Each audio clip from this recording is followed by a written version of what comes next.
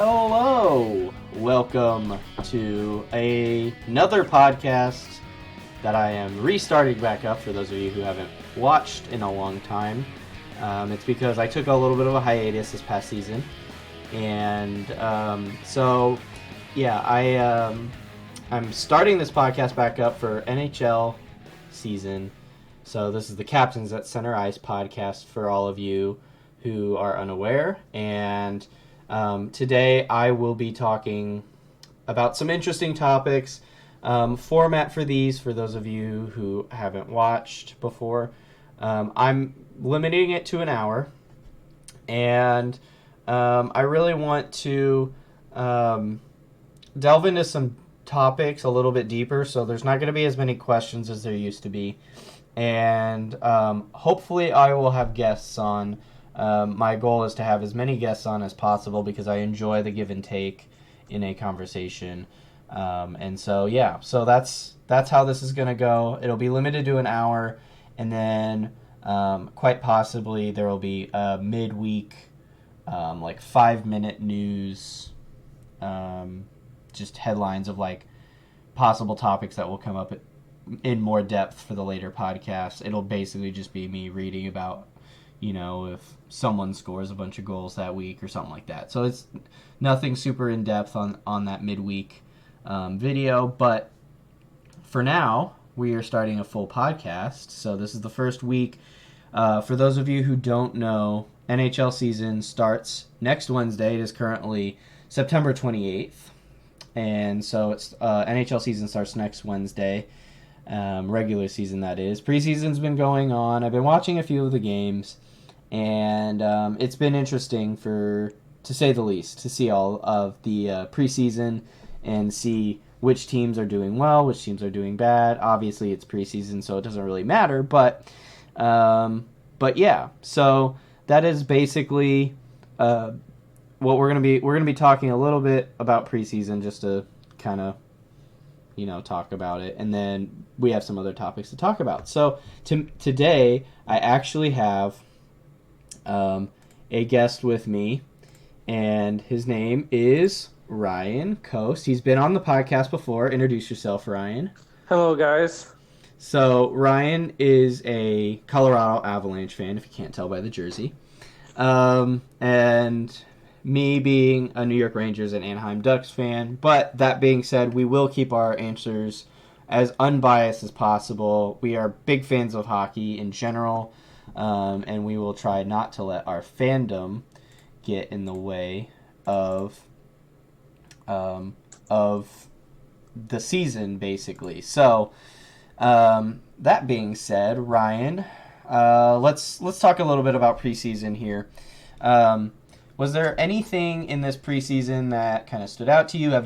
First of all, let me ask, have you watched any of this preseason? I have, actually. I wanted to see, as Josh has stated, I am a Colorado Avalanche fan, and I wanted to see how Connor Timmins returned because he has been dealing with concussion issues for the last year and a half and did not play a single game of ice hockey last year and for AHL or any affiliate with the Colorado Avalanche. So I really wanted to see how Connor Smith took the ice, see if he was timid, scared, and it didn't look like he was scared at all. He even scored a goal during preseason. So I was really happy for him to see him progress as much as he has. And I know he stated that it's been a real struggle for him. So I'm really happy with that. Yeah, so I actually haven't watched any Colorado Avalanche games. They just haven't popped up in my network. And so I unfortunately haven't been able to watch that. But it's cool to see Colorado. I think they got an interesting group of people, an interesting core, and I can always talk about that later. But it'll be interesting to see Colorado this season because they were one of the most dominant offensive teams this past regular season for the 2018-2019 season. And coming into the 2019-2020 season, I am very intrigued to see how they turn out. I'm a big fan of Nathan MacKinnon. Nathan MacKinnon's really grown into the role that he needs to be. And so it'll be interesting to see the Colorado Avalanche this season. I agree. The games I have watched, though, I watched a couple Ranger games. I really wanted to see Capo Caco play and Artemi Panarin play. And then I did watch the New Jersey Devils happened to play the Rangers, so I was watching Jack Hughes play. And needless to say, it was interesting to watch when those players were on the ice. I think Kako he's still got some NHL experience that he's got to feel out for. I think he'll be a great player. He kind of reminds me a lot of a Patrick Kane a little bit, at least in the power play area, how they're using him. He's got some hands on him. I won't go as far as to say like Patrick Kane's hands, but No. I think he's got some hands on him, which is interesting. His passing ability is top notch, though. Yeah. And I don't know. It'll be interesting to see him. Not Quinn Hughes. I'm sorry, Jack Hughes. Similar, a little bit more Patrick Kane-ish, a little bit smaller of a player, so not as physical. He's a center, though. I don't know. Watching him play with Taylor Hall was interesting for sure, because Taylor Hall is that goal scorer, sniper that they really need, and having a playmaker like Jack Hughes, I think will be a huge benefit to the New Jersey Devils. Did you see them grow a relationship while they were on the ice at the same time? Did you see anything that they could bounce off of each other? Yeah, I think the chemistry was actually quite good on the ice for them. It was definitely interesting watching them on the ice, and I still think it was I think it was like Game 3, maybe Game 4 for them in the preseason. So, Jack Hughes I don't think he had played with Taylor Hall yet. So I think they were still feeling each other out in the game, like how do I play with him and whatnot in a full-fledged game. So I don't know. It was interesting to say, or interesting to see, I mean, Jack Hughes had a incredible backhand pass to Taylor Hall in a Rangers Devils game, and Taylor Hall absolutely sniped it. So I think their chemistry will be good, and it will only grow going into the season. So it'll be very good to see for sure. So anything else you want to hit on in the preseason, or do you want to just... I think I'm ready to just jump right in. All right, cool. So we're going to jump right in here. So we have 5 big points that I'm going to try and hit on. If we don't get to all of them, it's not a big deal. But that is basically where we are right now. So question number 1, who was your MVP of the last decade? So 2009 to 2019. And ESPN did an article on this, and of course they picked Sidney Crosby. Yeah, let's. I'll start with you, Ryan. Who is your MVP this season? I couldn't disagree with Sidney Crosby. I don't think any competent NHL analyst would go against Sidney Crosby. He's won 2 Stanley Cups, 2 back-to-back, almost won a 3rd back-to-back Stanley Cup, and won 2 Conn Smiths, Art Ross in the decade, Ted Lindsay in the decade, among other accolades in this span. So I just couldn't put. There was no one else to put.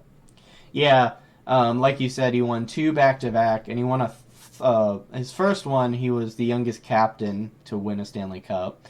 So that was I forget the exact year of that, but he was quite young, and so he has 3 cups under his belt, like you said, a couple Conn Smythes, and I mean, honestly, he's probably one of the best leaders in the league right now, and he's grown into that. I don't think that was a natural thing. So yeah, honestly, I would not disagree with that statement. Um, he a little bit more physical of a player Hmm. in the center role, but I think he's overall a good NHL MVP to pick. The interesting thing is um, that I think that there's a lot of people who would pick someone like maybe Connor McDavid or some of the Yeah. younger players. And I'm not sure I can jump on that bandwagon quite yet with that. It would, for me, Connor McDavid hasn't done what Sidney Crosby has done, and that's not all on McDavid, but he's made the playoffs what once in the last 5 years, Yeah, something like that. Like he really hasn't made the playoffs a lot. and Sidney Crosby has produced.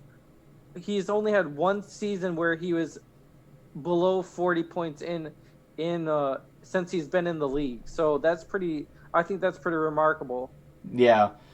So sticking with the MVP question, we'll talk about Crosby and McDavid later in the show. But um, what about? I mean, there's some other players that you could probably throw up there. In potentially Ovechkin, Patrick Ovechkin, Kane. Kane. Yep. Is there anyone else that you would throw in as like runner ups that that you're thinking of right now? If if I had to choose a run up, it'd probably be Ovechkin, It's fair. just be, just because of what he's done for that franchise. Yeah. Yes, Kane was great, but he also had better talent around him than Ovechkin did. Ovechkin was doing more with less. That's a very valid point. I think I would lean towards Patrick Kane as a very close runner up. But the argument for Ovechkin is a very solid choice, I think for sure. And you make a very valid point. He didn't have as much with his team as Patrick Kane did. Um, the only reason I think I lean towards Patrick Kane a little bit more is the amount of key goals that he's scored in the playoffs, all just every time that he's been in. Um, and I really struggle to pull him away from, or to have Ovechkin top that, because I feel like there were many times that Ovechkin needed to score a key goal and didn't, and that was kind of like the reason part of the reason that the Capitals lost some games here and there. I Whereas, go I ahead. definitely I definitely see that point. However, I would counter it with Ovechkin being in a tougher conference than Patrick Kane was at the time. I guess that's fair. Although, yeah, I could see that. Because at the time, the Central definitely wasn't what it was from True. 2009 to 2013. As right now, it's the most competitive division in the league. Right. I But I guess after 2013, or actually I'll say after 2012 is really when the Central kind of yeah, picked up. Yeah, that's a valid point. I mean, let me say this. I think Sidney Crosby is definitely like I would definitely pick Sidney Crosby 100 times out of 100 hmm, over Ovechkin or Patrick Kane. But I think other people could make the argument for Ovechkin or Patrick Kane. What yeah. what about are there any like maybe would you throw in any defensive players or goalies into that? Because I know we're really focusing on centers and wingers here, but If if you had to pick a goalie or a defenseman, I would pick Drew Doughty or Carey Price. I guess that's fair. I struggle with Carey Price just because he hasn't won a whole lot, but I will say his team in front of him has not been strong. I mean, So, he's carried that team to relevance every time that they've been close to the playoffs. So without them, what kind of team would they be? yeah, I could see that. Um, They would be bottom feeders yeah, to me. yeah, I could see that. Um, Drew Doughty, I think is a solid point. Although in the last couple seasons he's kind of struggled, I'll say. Yes. Um, I think if I were to put, see, it's tough for me to put a defenseman because a defenseman, the strongest defenseman in the league, changes it so much. Because it used to be Duncan Keith. So it Yes. used to be like Drew Doughty and Duncan Keith were fighting for that position, right? Yep. And then now it's basically Victor Hedman and Roman Yossi. Or So, Brent Burns. I mean, people make that argument. I guess for me, Brent Burns, I don't put Brent Burns in that list because Brent Burns is basically a forward at defenseman. Yeah, he did play forward in the league. I can see that. So, and say, like, I would, like, Dustin Bufflin was similar, but even Dustin Bufflin I would put over Brent Burns just because Dustin Bufflin actually plays some defense, in my opinion. I don't know. Goalie wise, I think you could make a solid argument for Jonathan Quick. Yes, you could. I think you could make a solid argument for Corey Crawford. I wouldn't put him there. I think he's a little bit lower in that ranking. I would definitely put Jonathan Quick over Corey Crawford in my list. Yeah, I struggle with Corey Crawford. Like, he's had great playoff performances, but I struggle with him because of the injuries. That's my concern, and that's the same with Carey Price. That's 100% fair. The other thing is I would also throw in Henrik Lundqvist, even though and I say that not in a biased sense. And I think if you're gonna pick like goalies coming up in the next couple of years, the two goalies that I'm paying attention for are Andrei Vasilevsky and John Gibson. I think those are the two goalies that I'm paying attention to. Yeah. I think Vasilevsky, I think he'll be good enough to be in that conversation. John Gibson has just been solid. But I will say with John Gibson, the caveat is that John Gibson has been in a team where they're hardcore defensive minded with the Anaheim Ducks. So I don't know. Those are the two goalies that I would pay attention to if you're looking at goalies for the future. I think those are the two big ones that I myself would pay attention to. Mm-hmm. So I don't know. Those are kind of, I guess that's our thoughts. Obviously, I think we all agree that Sidney Crosby, MVP of the league right now, and you got to give him. He's a great ambassador for the game too, as well. Like, I can't state that enough. That he's just a great ambassador for the league. Yeah, I 100% agree. Great ambassador for the league. Yeah, overall strong player in the league still. I think relied a little bit on talent in the beginning stages of his career, but now that he's a little bit older, a little bit more training, a little bit more, you know what I mean? Just seasoned, yeah. Yeah, and the experience kind of helping him out there. But I still put him as the MVP of the league. That being said, I think it's time for us to move on to our next question. So, and I think this is a great transition to this question. Yeah. So, speaking of MVPs, thinking about within that 2009-2019 time frame, what team, if you had to build a team with, one player in each position, your starting lineup for your team, you have center, right wing, left wing, and then the 2 D positions, and then goalie, and then coach, how would you build your team, and what would the players be, and why? So, now, go ahead. You can start on that one, too. I did this one based on talent and what they produced. I should have done it with what chemistry would be involved and how they would coexist with each other. And I put Sidney Crosby at center, Patrick Kane at right wing, Alex Ovechkin at left wing, Drew Doughty at right defenseman, Ryan Suter at left defenseman, and then Carey Price as my goalie. I think that's a fair. And then who's your coach? Quinville. I think that's also a fair point. So break down.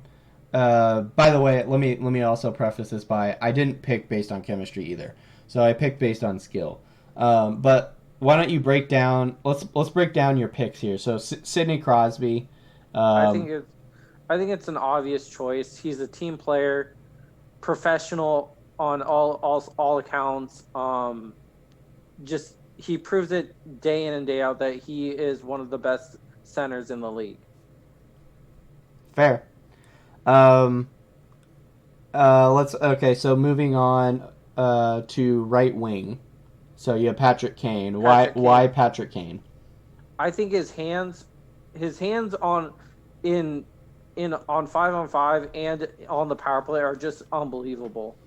Like the way he stick handles the puck and dangles, it's just something to watch. And like, yes, I would love to put an Avalanche player, but Patrick Kane is a right wing, and no one beats that at that position right now. And not only that, he's a great goal scorer. Yes, Um, all and he's right. a clutch scorer. Like I don't think we talk about his clutchness. Yeah, I think that's a valid point. He Like is. Go ahead. in the playoffs, he was so clutch during their runs to the Stanley Cup. I think he's had multiple game winners in OT, and in the Stanley Cup playoffs and in the Stanley Cup um, championship round as well. And so I think his clutchness is underrated. Yeah, I mean, I I think he's. I think a lot of people automatically look to him as a sniper. I'm not sure I would put him in that category. I think he's one of the best playmakers in the league. Obviously, he Yes, can snipe the puck, but primarily he's one of the best playmakers in the league. And but yeah, very very much a clutch player. I mean, if you just go watch highlights of him, half of them are in the middle of you know playoffs. They're just clutch goals during that. So I would agree. He's one of the most clutch players in the league, and a lot of people forget that. So okay, so moving on, let's talk about your left wing, which is Alex Ovechkin. Alex Ovechkin, that slap shot. I don't think anyone really wants to be in front of that. I really Yeah, don't. That slap shot is unbelievable, and he can hit it from the point, from the blue line, from both circles. It's just an unbelievable shot that he has, and I find him. He's very good on the power play, and that's why I would want him on my team. Not, and I don't want to consider him a power play specialist, but he is in. I think you can make it the argument that he's in that kind of category. I think that's 100% fair. Um, okay, so Alex Ovechkin. All right, let's talk about your defenseman because I think the defenseman is where I struggled the most here. So Drew Doughty. Let's talk about him. I think that's over. I don't think you can't look at his career that he did in the past 2 or 3 seasons. You got to look at over the last decade. He's gotten multiple defenseman awards as best defenseman. I think 2 or 3. I think, and Yeah, um, Drew Doughty has proven that he can play with any team and and he's gone to Team Canada. He's had a great overall career, and I think that's why you put him there. yeah. I could agree with that. Uh, I think he's a little bit more offensive minded than I would probably like to have, but he's still a great defenseman nonetheless. He's Um, not a shutdown defenseman. Don't get me no, wrong. He's not a shutdown defenseman, yeah, but he will play defense to a higher level than most, and while giving you offensive production. yeah. I would agree with that. Um, so another interesting choice here, Ryan Suter. I wanna hear your choices on this. So my argument was that he played well with the Rangers and made made the U.S. national team while it was very stacked in the 2014 Olympics when they last played, and I thought he did. I thought he's done well with Minnesota. I don't think he. I don't think. I think most Wild fans would agree that he didn't have the career that they wish that he had. But I still think he was a solid defenseman and deserves an accolade over his tenure, not over what you see now. I think that's a solid point. And he is more of a shutdown defenseman than anyone. So, Exactly. and I mean, I still put him in the top. Probably top 5 of defensemen, maybe top 10. Um, so yeah, I definitely think he's a solid choice for this. And then another I think struggle answer was goalie for me. So Yes. well, let's hear about you. You have Carey Price. I I, put I put Carey Price in there due to the the potential that he could have been. Like okay. I don't think he could. I thought he had the highest potential out of all the goalies that have played well. You could put Crawford there, or Lundqvist, or Quick there, who all have come close to winning a cup or won a cup. That I could agree with you, but I think Carey Price had the highest potential out of all those goaltenders, and that's why I put him there because I think he had the highest potential, and it's one of those. What could we have seen? Yeah. Uh, I think I would agree with you on that. Almost all of those points. I think injuries has been a big issue with Carey Price. Yeah, And then obviously you brought it up, playoff success.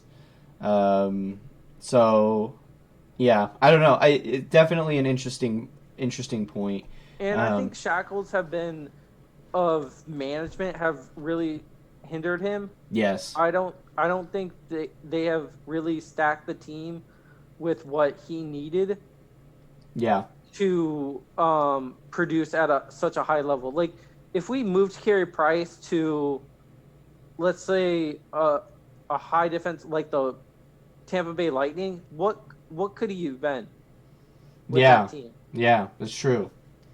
Yeah, that's true. If he was on a different team, maybe with a little bit more offense, still solid defense. Like if you had put him on if you had put him on Chicago from Exactly. 2013 to 2017, they might have 8 cups, Hmm. and they might have won 4 in a row. Um, I totally agree. so yeah, it's all based on the team in front of him. So I would agree with that. It's definitely a solid point. And then let's talk about. I think there's some debate over this probably too. Coach, you have Quenville. I have Quinville. The way he coached and managed talent at Chicago when there were so many egos to maintain was incredible. Yeah, Um, that's fair. and to manage Corey Crawford in the way to protect him from injury and injuring himself, I thought was an unbelievable job. So credit goes to Quinville. I think he's deserved all the accolades, and good for him for getting that Florida job. I'm really happy to see him back in the league. I am too. Um, so I think a solid team lineup here. Again, center Sidney Crosby, right wing Patrick Kane, left wing Alex Ovechkin, Drew Doughty, and Ryan Suter at the defensive positions, Carey Price at goalie, and Quenville at the coaching position. All right. I solid team lineup. I not a lot of qualms with that lineup at all. I think it's definitely a solid choice. Um, Mine is a little bit different. So you'll see basically the same lineup for the forwards: Crosby, Kane, and Ovechkin. And then I have at the defensive positions I have Hedman and Yossi, and then Andre Vasilevsky at the goalie position, and then I have Quenville. Um, so let me explain a little bit because some of these the last 3 picks in the position lineup are a little bit more modern, and I'll explain why. But so let's start with Sidney Crosby. Obviously, we've been talking about him for this whole podcast. Strong leader, strong at the center position, willing to play in the gritty areas. He will fight for the puck in the offensive zone. Not much else I can say about him. Can score, can pass. Great player overall. Then I have Patrick Kane at right wing. Not much more needs to be said other than what we talked about, I think. Clutch goal scorer, clutch passer, can stick handle the puck through so much. He can just outplay people in the offensive zone. A little bit, he's an east-west player, so not as much of a rush player, which I think in terms of a chemistry standpoint, it fits right in because Crosby's not old enough, or I'm sorry, he's too old now to be a rush player, in my opinion. He's not fast enough for it. So having an east-west player in that offensive lineup, I think, really helps this team lineup. Alex Ovechkin at left wing. Much like we saw with Kane and Panarin when they were together in Chicago, I think this would be an extremely deadly combo together. And not only that, I think it would be even more deadly because I think Ovechkin is a much better player than Artemi Panarin. And so just with the two of them playing together, honestly, I think it would be a great matchup to have them together. Now is where the controversy gets in, I think. So for me, I picked Victor Hedman as one of my defensemen and Roman Josi as one of my defensemen.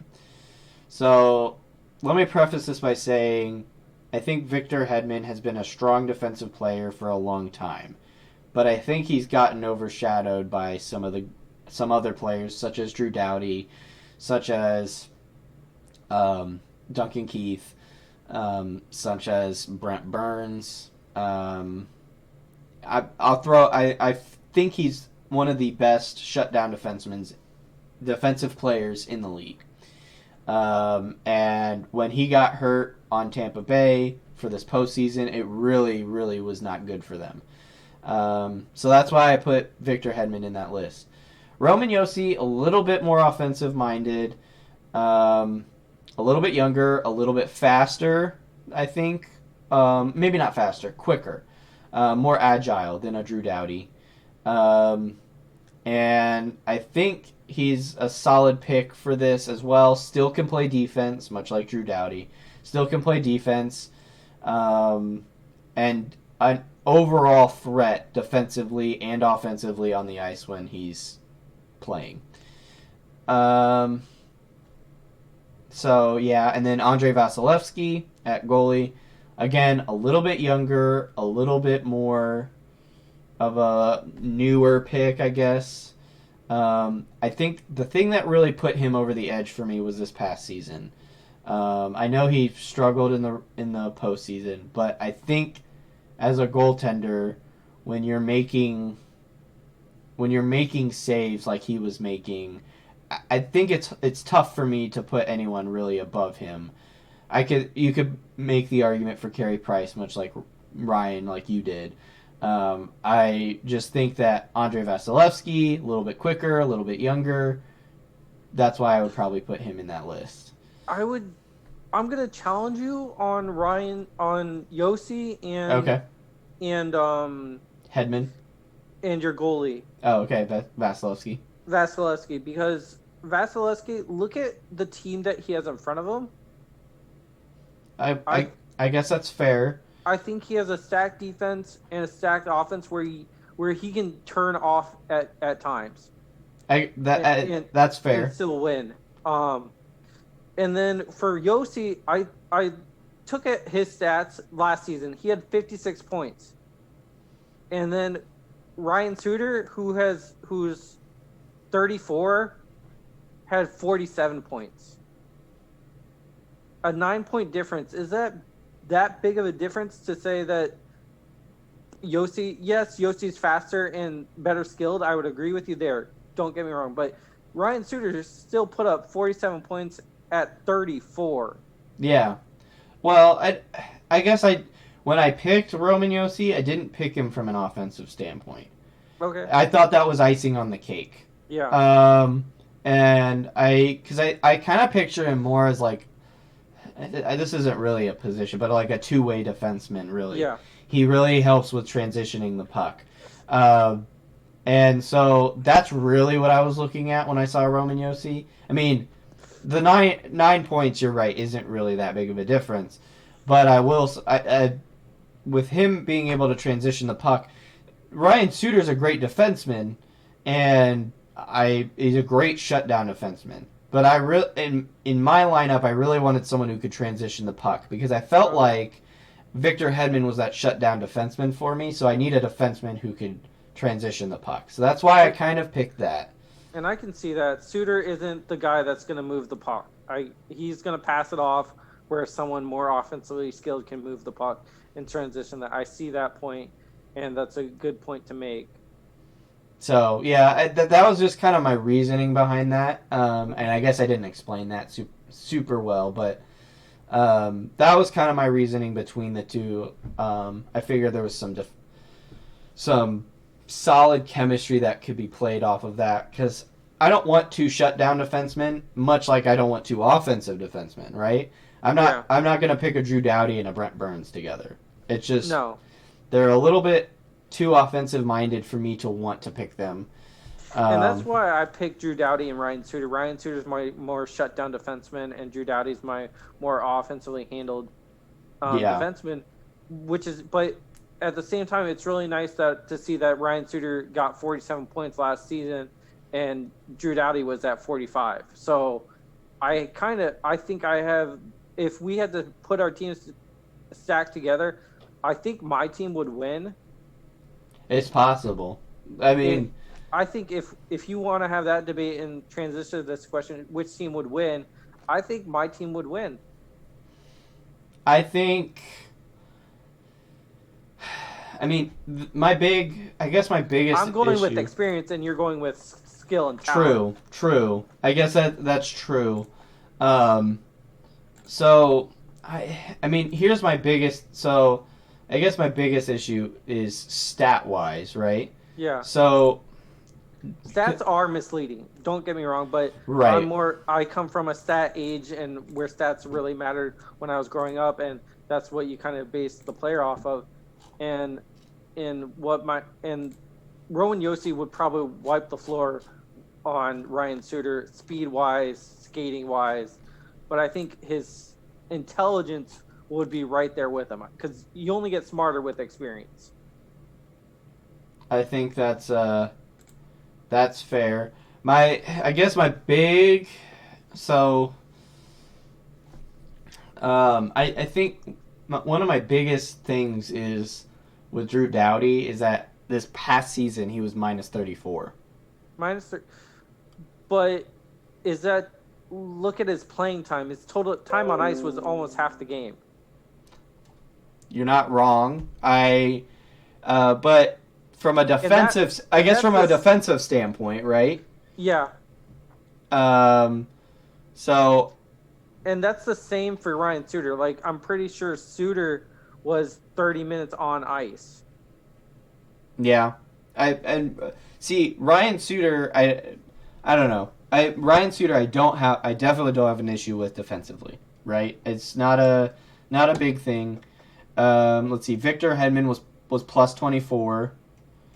Let me see if I'll find Yossi here.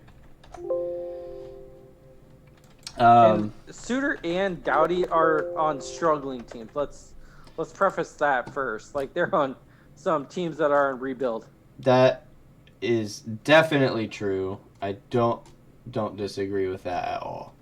So I think looking at plus minus, yes, it's a good stat, but if we're the way we're looking at it, I think it's a little skewed. True. That is true. Let me see if I can I'm trying to find. So Roman Yossi was only plus 9. So if that makes you, so plus 24. +9. Now, obviously, I'll preface this by saying plus minus isn't a super big thing, but I pay attention to it in terms of defensemen. Yes. And Suter. Suter was Suter was -8. So, but 26 minutes on ice. True. We're talking. We're not talking super important stats, I guess. Really. Yeah. So I think both teams would be very strong against each other. Yeah. It would definitely come down to defense, and it would come down to goaltending, I think. For sure. I think Victor Hedman is the biggest out of all three, or all four. So I think that gives me a little bit of an edge there because he's got the reach, right, as a shutdown defenseman. Yep. I think from an offensive standpoint, if you're really caring about that. If we were to get a power play, I think it goes my way. Like if power play, if we want to do power play, who wins the power play? I think it's me, but I could be wrong. I think both lineups are strong. Let me say that. I think both lineups are strong. I don't think there's like a solid, like a hardcore weakness in one or the other. Yeah.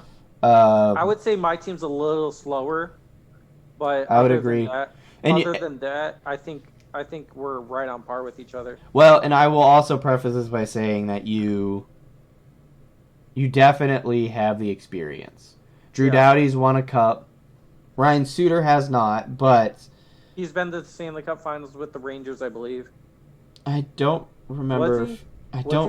If he was on that team or not. I thought he was. It's possible. Let me look that up really quick because now you're having me. You're making me curious. No, he was with Nashville. And then he went to Minnesota. Let's see. I thought he was with the Rangers at one point. No, it doesn't look like he. No, I'm not seeing that he was there. Oh, I thought he was with the Rangers at one point. But so moving on though, I think, I think both lineups are strong. I think. From an experience standpoint, Carey Price definitely wins. Yes. We both have the same coach, which let me also say this. I never really got into why I picked Quenneville. Quenneville, 3 cups under his belt. I think he's the coach that everyone looks to as to how do I manage a team going into the playoffs, right? I think that he's the epitome of a coach, one of the winningest coaches in all of the NHL. I think he's the epitome of a coach, especially in the playoffs. Changes his lineups all the time, knows how to play to counter, I guess, the opposing team with his lineups. Overall, that's why I picked Quenneville. So anyway. And he knows how to, I picked Quenneville as well, and I picked it how he manages the media as well. I don't think that's a point to not look at. Right. Just look at how Babcock manages the media. Yeah. Or Tortorella. Yeah. Both are terrible managing media. Yeah. And he manages the media perfectly well, gets behind the team, and knows what message to send to his team. And not only that, I think players are a huge fan of him, and I think that fans are a huge fan of him as well. I think it was a little bit interesting to see him leave Chicago, which I won't get into right now, but I think it was interesting to see him leave Chicago. I don't know. It's definitely interesting. I think it'll be good to see him in Florida. I kind of subtly cheer for the Panthers on the times that I see them and whatnot, because I think I like their jerseys. I think they're a cool team. I like Florida. I'm interested to see how their fan base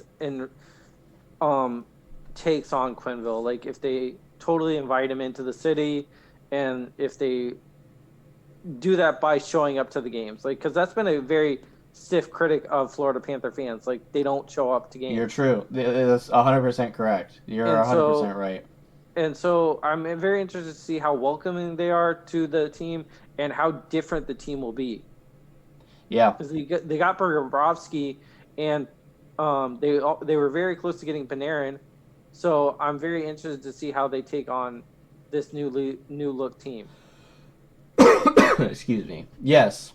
I agree. And one of the biggest issues is ticket selling for Florida. Yeah. I think it'll be interesting to see. This is a little bit of a. This was not one of our questions. A little bit of a side note, but I think it'll be interesting to see how if players start to flock to Florida now, because if Florida gets a couple more solid players, they're in the running in the playoffs. Well, aren't they based in South Beach? I mean, who wouldn't want to be in South Beach? They're not quite in South Beach. They're in South Florida. They're not quite in South Beach, though. Oh, okay. So, but yeah, they're really close to it. So yeah, but it's quite honestly, I mean, it's Florida. It's Florida. Not... Like, what? Why wouldn't you want to be there, right? Yeah. So, biggest qualm is fan base. So, and that's something that Tampa's figured out. Of course, winning a cup helps, but all right. So we only have about 15 minutes left. So let's talk here. Let's go. If you don't mind, I'd like to go to question 5 or question 4. You can pick between those. I think we've discussed question 3. Yeah. In with the who's the MVP of the decade. So I think we could skip that one and maybe go to 4 or 5. That's fair. Up to you. So for those of you listening, our third question was Crosby or McDavid, who's better player in the league, who'd be better this year. Basically, we both picked Crosby. To sum it up, and then question 4. We'll be really brief with question 4. Does that sound good? Yeah, that sounds fair. So with question 4, we talked about the question is the Toronto Maple Leafs have signed Marner now, and now with Marner, Tavares, and Matthews all in that lineup, between Matthews and Tavares, who are you going to pick to wear the captaincy or have the captaincy and wear the letter C on their jersey? Ryan, I'll start with you. Just be brief. Yeah, go ahead. I'll just be brief with it. I said originally I was going to pick Matthews, but with the latest news incident that involved Matthews, and we don't need to get into it because I think it's not for us to talk about, but I think now it has to go to Tavares. He's a consummate professional. Leadership at New York Islanders, great teammate, great personality. I haven't heard a bad word from him or about him. So I'd have to go with Tavares now. Yeah, I think I'm in a similar boat here. Tavares for me was an easy pick even before the Matthews incident, and part of that is I watched him play on the Islanders. I thought he was a great leader on the Islanders, and having that experience helps. I will preface this: I'm not a huge fan of giving young stars the captaincy because they're stars. I think that's a dumb reason to give people a captaincy. I think you should have either an experienced person or someone who is actually good at leading. They can be young and be good at leading, but I think there are too many teams out there who are giving their stars captaincy because they're a star. Which is wrong in my opinion, but I see that point, but in my thought process I was considering I like to promote from within the organization. I guess that's fair, and that's a fair point. And Matthews was drafted for the reason of wanting to be there. And the team wanted him there. And Tavares, they kind of just lucked into with free agency and how it went. And so that's why I would have gone with Matthews. But with the latest incident, I have to go with Tavares. And I think that's 100% fair. don't really want to talk about that too much longer because we got about 10 minutes left. So Yeah. let's talk about our fifth question and final question. Predictions for this season: who makes the playoffs, who's a bubble team, and who is not a playoff team. So, do you want me to start? Do you want to You start? start. Okay. I will do. We'll do it by conference. So, I'll do my West. You do your West. I'll do my East. You Okay. do your East. Okay. So, starting out West, the teams that make the playoffs: Dallas, Nashville, St. Louis, Calgary, San Jose, and Vegas. And then my bubble teams are Anaheim and Colorado. Uh, let me explain that since we have a little bit of time on that. So Dallas, most stacked team in the league Yeah. by far. Um, I think that with the additions of Joe Pavelski and Corey Perry, there's no other way around it. Now they're strong offensively. They have two strong players who can easily put up 20 goals if they stay healthy, right? And you can put them on a second or a third line, and you just added strong depth. Not only that, they have playoff experience. And, I mean, if you really want, you could put Pavelski or Perry in the lineup with Jamie Benn and Tyler Sagan. So, it's honestly, I think it's a win-win for them with those players. Obviously, some other things that are going on, and they have a strong goaltender. So in Ben Bishop, so I top team in the league right now. Nashville been strong for a while. Got rid of PK Subban, which I thought was an interesting move. Was not expecting it, but I think it was an interesting move. I think it helped their salary cap, and that's why they did it. And that's the way it made sense to me. I would agree. I guess I was expecting them to try and keep him, and I'm not sure why I just he seemed like the type of personality they liked. You know, he's decent with the media. He's overall a cool personality to have. I think there's a lot of personalities that are in Nashville, Mm-hmm. and I think he helped with that. But it was interesting seeing that. But with the addition of Matt Duchene, still strong in the playoff running. Obviously, still have Pekka Rinne, strong on the defensive end. I think Matt Duchene helps in their offense. Philip Forsberg, who I'm not a big fan of as a player, but overall strong player nonetheless.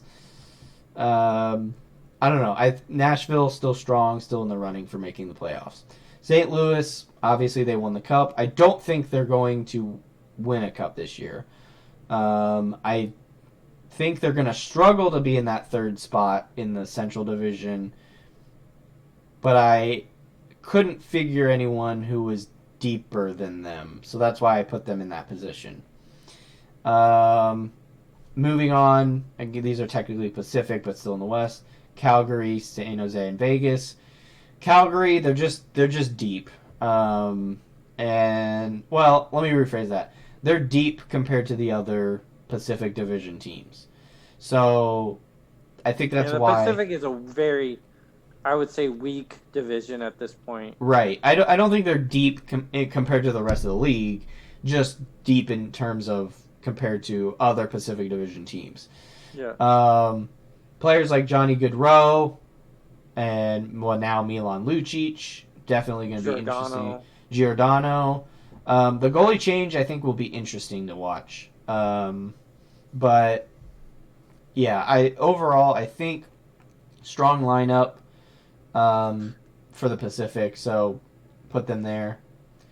San Jose, they're still a deep team. They got rid of some players like Pavelski and some other ones, but I think they're still a deep team. Goaltending's definitely an issue for them. Still think it's enough to get them into a playoff spot, though. Yeah. Uh, Vegas, kind of that middle ground team. Decent offensively, decent defensively. Goaltending, obviously, strong for them.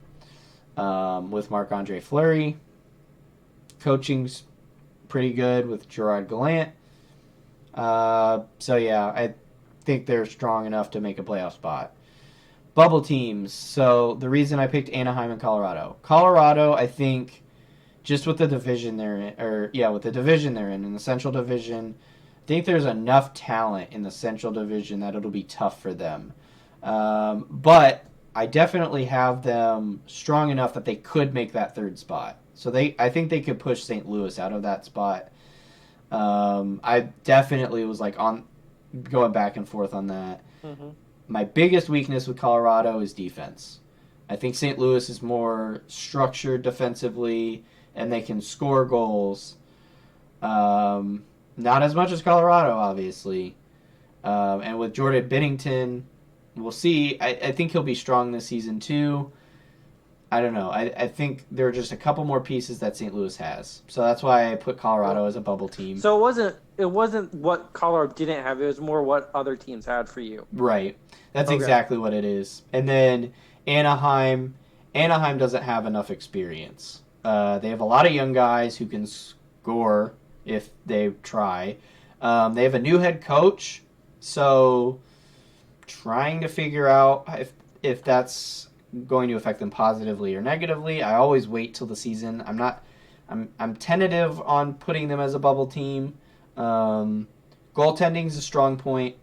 Defense is a strong point. Still have Ryan Getzlaf. Still have Cam Fowler with a couple, some really good pieces that are still there. Not as deep as they used to be. Ryan Kessler's out. Patrick Eve is retired. So that'll be interesting to see how that turns out. I think they got some young talent that they can bring in and lead up to it, though. Still a bubble team, though, in my opinion. Definitely deeper teams. I think San Jose is still deeper than Anaheim. Vegas is deeper than Anaheim, and Calgary is deeper than Anaheim right now. Not saying Anaheim's bad, but from an offensive standpoint, they struggled last season, and I think they're going to struggle again this season. So that's why I have them there. My West was Calgary winning the Pacific, San Jose coming in second, Arizona making my bold prediction. They're your dark horse team, if you will. They're not. They're in the playoffs for me, but they're my bold prediction. Okay. Because they were. I think what they did last season was pretty remarkable. Still being in the playoff hunt without their starting goaltender. Yeah. For like the majority of the season, so I think that's what pushes me over to them to put them in that third spot and putting San Jose and Vegas fighting for a wild card, maybe. Well, San Jose is definitely going. Wait, okay. And then, so for the Central, I have Dallas winning it, Colorado coming in second, and Nashville coming in third. I have Nashville coming in third due to the fact that I think the changes that they had, Matt Duchene, as much as he's a good player, to me he's a locker room killer. Everywhere he's gone has been a downspurt besides the Columbus Blue Jackets turn. Like, he didn't make it at Ottawa, didn't make it in Colorado really, and it just hasn't worked out. Yeah. So I'm interested to see that mix up. And so that's why I have Nashville jumping down. And the loss of PK Subban, I think, is going to be – they're going to feel it more than they think they're not going to feel it. And so that's why I think in Colorado, as much as you mark their defensive issues, I think that's one of their strong points now. Because they have Cale Makar going to be a Calder Trophy finalist. Nikita Zadorov, Connor Timmins, Ryan Graves, Eric Johnson still producing at a moderately good level. Sam Girard's a shutdown defenseman, I think, now. And so I think that's one of their strong points now, as it wasn't a couple of years ago. And so that's why I have Colorado finishing second. And then I have Blackhawks and Vegas as Blackhawks also being my surprise pick, because they were still in the picture for the wild card down the stretch. And with Robin Lehner coming there, I think that's going to improve them. And Corey Crawford, maybe he'll be healthy enough to do 40 games and manage it with a 40-40, and Lehner getting the push for number one, I think. And so I have Vegas or Winnipeg and St. Louis out. All right. I think Winnipeg is just one of those teams that doesn't get it together this time around, and I think St. Louis caught lightning in a bottle. There's no way you can repeat that. I think that's fair. I think a lot of that's fair. I guess, yeah. All right. My biggest issue with Chicago is defensively they're not there. I think they'll be better if they have Corey Crawford healthy. I definitely I think they can make the playoffs. But it would require Patrick Kane and Jonathan Toews to have record seasons again. I think that is true. And I think they need help around them. I think other teams need to fall, like Winnipeg and St. Louis to fall for them to have a chance. But I think we both can agree that the two wild cards are coming from the Central. I don't think that's a question.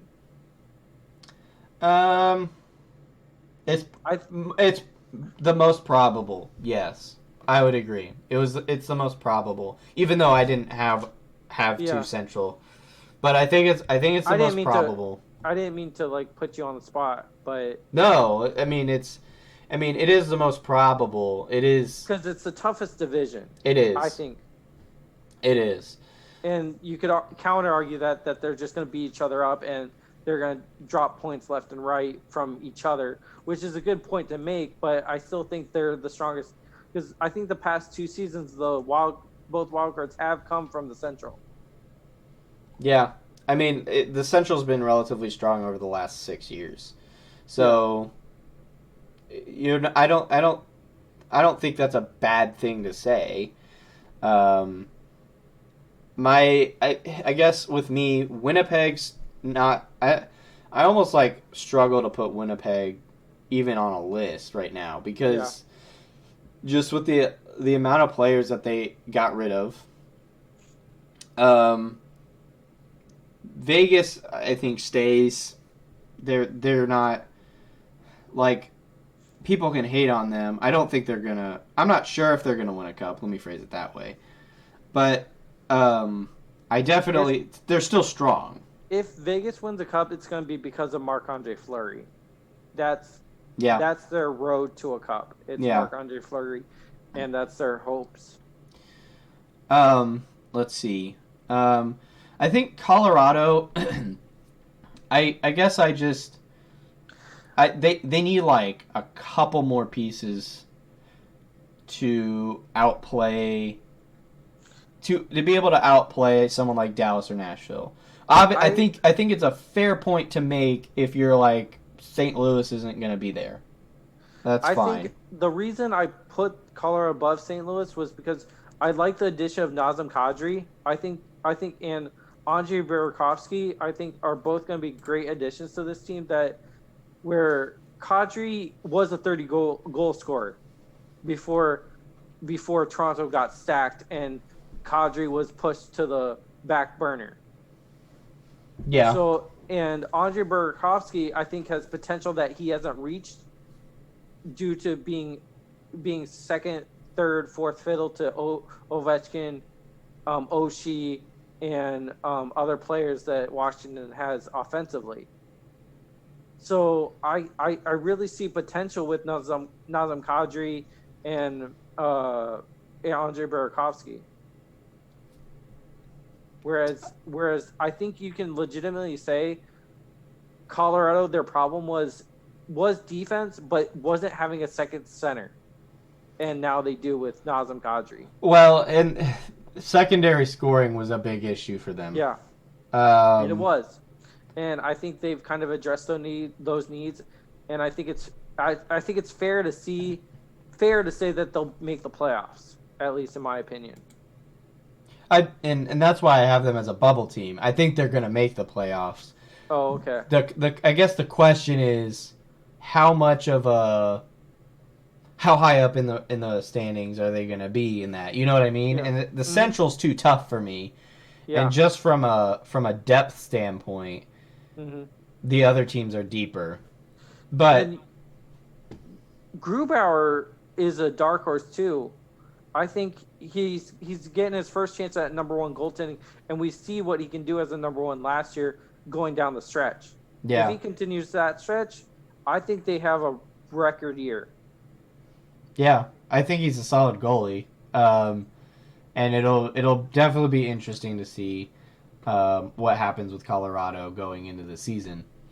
All right, so let's. We've got some interesting picks here. Obviously, I should probably say this. This is a tough thing to do. I don't Oh yeah, think. And my predictions are probably going to be way off, much like Ryan's are probably going to be way off too. I and mean, we'll review this at the end for you guys as well. I think once the playoffs become more light, we'll review it and see how our picks did. yeah, I will agree on that too. Yeah, we will definitely review that. So let's jump to the East here, and then we'll wrap things up. So for me, I'll be relatively quick with these. So Islanders, Washington. I have the Rangers. I have Tampa Bay. I have Boston and Toronto. And then I have for bubble teams Florida and Philadelphia. Islanders, Barry Trotz, strong defensively, made the playoffs last year. They got some strong offensive talent too in Matt Barzell and some other players as well. Goaltending, I think they'll be solid. They have been so far. Um, I don't. I My big issue with the Islanders is I don't know if last season was a fluke because of a new goal or a new coach, or just it'll be interesting to see. Is my point because I think there are some variables that went into last season. Um, I still think they're going to be a strong team. I don't think they're going to win a cup though. But that being said, I have them high up in the East. Washington still deep. Lost some players like Brooks Orpik due to retirement. Some were traded. It'll be interesting to see. I don't think they're as strong as they used to be. Um, yeah, still got good goaltending. Coaching is interesting. I'm not sure if their coach is good. I'm still trying to evaluate their coach. Ever since Barry Trotz left, I'm still trying to evaluate if their coach is actually doing anything for the team or if they're still following the Barry Trotz system. Hmm. New York Rangers, new coaching system. Obviously, got the number 2 pick in Capo Caco. Artemi Panarin was added. Adam Fox was added. Jacob Trouba was added. So I think they added some interesting players. Definitely a younger core. Um, I think they're going to be stronger offensively. Still think they're not strong, super strong defensively. Um, Goaltending will be a question with Henrik Lundqvist and his age. Still think they make a playoff berth this year though. Tampa, not much needs to be said. Strong in the regular season. Boston, not much needs to be said. Made it to the Stanley Cup final. Lost, obviously, but still a deep team. Still a strong team. Not much needs to be said. Toronto, strong offensively, weaker defensively. It'll be interesting to see if there's some decrease in offensive production this season. Um, Not sure if that'll be the case. I had someone tell me that they think that William Nylander is going to have an outbreak season. It's possible. Last season, he came in halfway through the season, basically, and struggled. So if William Nylander gets back up to par to what he should be, then I think they'll be a strong team. Bubble teams, Florida and Philadelphia. Florida, I think, makes a playoff berth this year with new coach, new goaltender. I think they're strong. Um, Barkov, one of the most underrated players in the league. One of the just strongest players in the league at center. I think, yeah, they got Hoffman too. I'm trying to think if they added anyone else. They have some interesting players and some interesting dynamics between the group of them. Philadelphia, they added Alain Vigneault. Not a big fan of Alain Vigneault. I think he's an overrated coach. But he's a regular season coach. They have Kevin Hayes now. Lost Wayne Simmons. Carter Hart was a strong goaltender for them. I think he'll be a strong goaltender for them throughout this season as well. I'm trying to think if there's really anything else. Defensively, they got a little bit weaker with Radko Gudas leaving. Yeah, I can't really think of anything else, but I think regular season wise they'll do fine. Get into a bubble spot, and really, quite honestly, I couldn't think of anyone to knock them out of that bubble position. The East is a little bit weaker. The East is weaker, but they put up points. Yeah, like it's tough to get. Like, I think Carolina got in on the wild card with 96 points or 97 points. Yeah. When the wild card at the West was 90. Yeah. So it's definitely different. It's a totally different picture with the East. Did you want to add anything, or do you want me to go? Yeah. I will add the reason I knocked Carolina out of a bubble spot for a very specific reason. They lost a couple players for one. Two, Justin Williams is not playing this season, which I don't think helps. And so I think there were a couple key losses that made me knock them out of that bubble spot for like a wild card or something like that. So that's all I wanted to add. You can go now. So okay. I have Tampa. I think that's obvious. Yeah. Boston, obvious. Yep. Washington, obvious. Yep. Toronto, obvious. Yep. Now this is where it gets dicey. I think 6, 7, and 8 is up for grabs. Well, the 6%, depending on who finishes what, and then who decides the wild cards. I have Pittsburgh in that last third spot. Then I have the Rangers in New Jersey. And wait, 1, 2, and then I have the Islanders. So I think I have New Jersey and Islanders getting the wild cards. Okay. And then go ahead. And then Florida and Montreal being the odd man out. I think Florida, I think they're going to be good, but I just don't know how much of a coach bump and a goalie bump they get to the playoffs. I don't know how much that bumps their season. I can't really evaluate. The season hasn't started first, so I think it's really hard to evaluate that and what they can do. But if you look at the Barry Trotz model, where he just went to New York Islanders and made them a playoff team, you could certainly say it matters. Yeah. I think I completely forgot about New Jersey in mine. I like what New Jersey added. I think Taylor Hall coming back will help them immensely. So I really like what they've added, and they're basically getting a new player with Taylor Hall because he was out for the majority of the season. Yeah. It'll be interesting as long as he doesn't get injured again.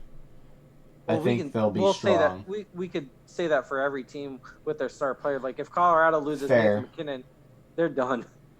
Well, I guess that's fair, but like for example, let's take Boston for example. If Brad Marchand gets injured, I still think you could put them in a playoff spot. Oh, for sure. But I think New Jersey has. They're definitely not as deep. Let me phrase it that way. Yeah. But I forgot about New Jersey. I totally forgot about them. Yeah, I would almost put them over Philadelphia now I'm thinking about it in that bubble spot. Yeah, I just like what they added, and I think Jack Hughes will turn to be a star. I don't think he's going to produce great numbers coming in. I don't think he's going to be a Calder Trophy by any means, but I think he'll produce some good good rookie numbers. Yeah. I think your list is just as solid as mine. I guess I naturally pulled Pittsburgh out, just because of their struggles last season, which is probably a bad thing for me to do considering Yeah, it's hockey. But I don't know. The Islanders are strong. Washington's strong. The Rangers. I mean, you could knock the Rangers out and put Pittsburgh in place of them, I guess. for sure. Um, I think the Rangers are the only team that I really worry about. I guess uh, being or let me rephrase that. I think they're the only team that Pittsburgh can knock out because I think the Yeah, Islanders and Washington are already they're basically set. And I think there's too much of a struggle for Pittsburgh right now. and, Um, but I think the Rangers. I just Panarin's going to kick off, and we'll the verdict's still out on Capo Caco, but it looks like he can play for the NHL and looks like he did well. And so that's what they're I think hinging their season on. I think they'll get a good season from Henrik Lundqvist, yeah, but because he's just naturally gifted and can produce at any age. yeah, yeah. I definitely agree. I mean the Rangers. I struggled to put the Rangers in this list. Let me phrase that. I they're a team that gives me a little hesitation every time I'm watching them. Um, I will preface that. I think New Jersey's a solid team to put in this list. Philadelphia, like I still think the Rangers are stronger than Philadelphia, but Philadelphia I also struggle to put in this list. New Jersey I don't really have as much of a Qualm with qualm with, yeah. yeah. So I guess I should have put New Jersey over Philadelphia in that list. Um, so, but yeah, I mean, your list is just as strong as mine. I think almost all your teams are basically there's a good reason behind them, basically. Yeah. Um, so yeah, it'll be interesting to see how this turns out here. So, um, I think let me you know what? Yeah, we'll just end it here. We can talk about I'll talk about the first and second draft picks in a different episode. And just with the time that we have, we went a little over. I think that's okay. We will. The first episode can be a little long, but yeah. So that was the the all of our questions basically. We didn't really hit on question number 3 at all, but I hope you guys enjoyed. Ryan, thank you so much for coming on. Oh, thank you for having me. I enjoyed talking hockey with you. And please come back. It'll No, you be. don't have to beg me. um, so, yeah, I enjoy talking hockey with you.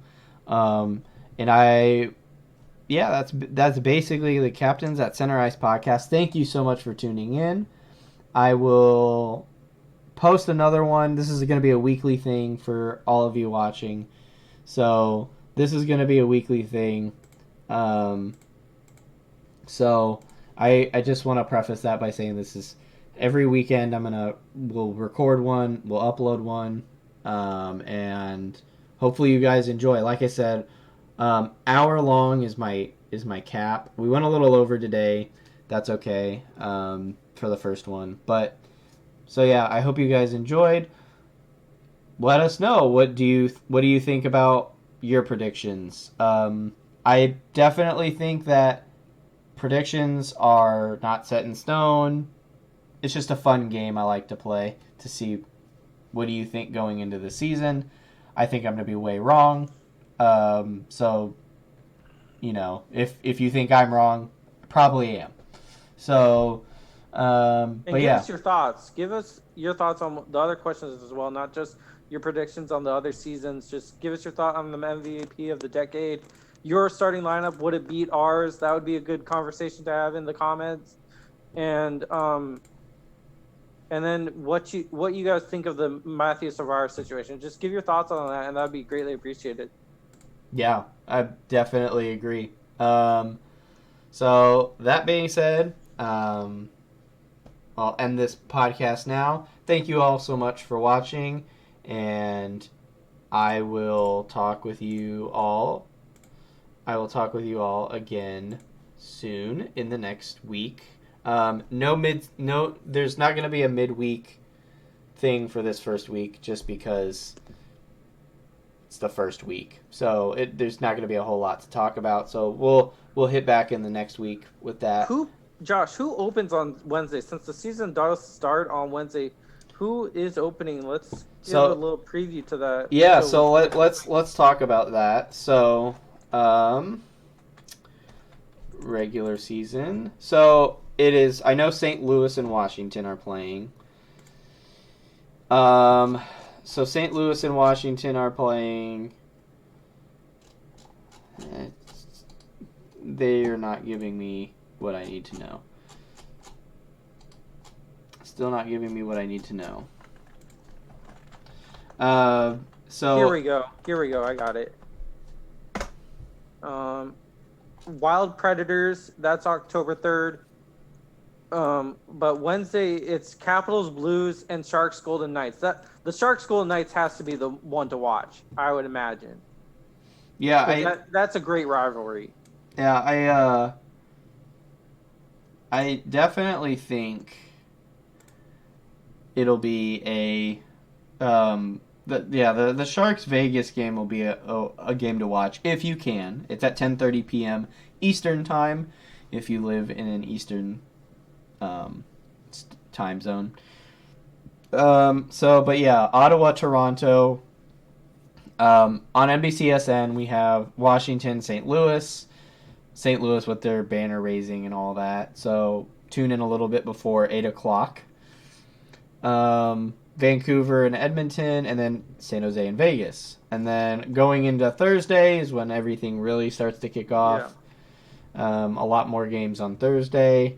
The one that is televised on Thursday will be the Wild vs. Predators. Yep. So tune into that if you want to.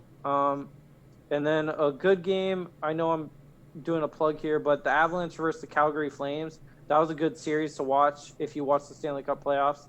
Yeah. Really good series, so that might turn into some rivalry and stuff like that. So just tune into this next week. I think there's a lot of big games coming up next week, and I think it should be fun. Yeah, and with the regular season starting, it'll be an enjoyable one, I think. So, I don't know about you, but I'm excited for this season. Like, I really am pumped for what the Avs can do and what this hockey season will bring. I'm so pumped for this season. Hockey couldn't come fast enough. And cheers to no lockout. I mean, just a little side note, but no lockout. They both agreed to stay in to the current deal that they're in for another 4 years or so. So, cheers to that. Yeah, for sure. All right. Well, I think we'll end it there. So tune in on Wednesday, first day of regular season. Thursday, next day, obviously, of regular season. I don't think I have a whole lot more after that. So, yeah. Thank you all for tuning in. It was enjoyable to talk hockey with you guys. And I will see you guys in the next Captains at Center Ice podcast. Bye.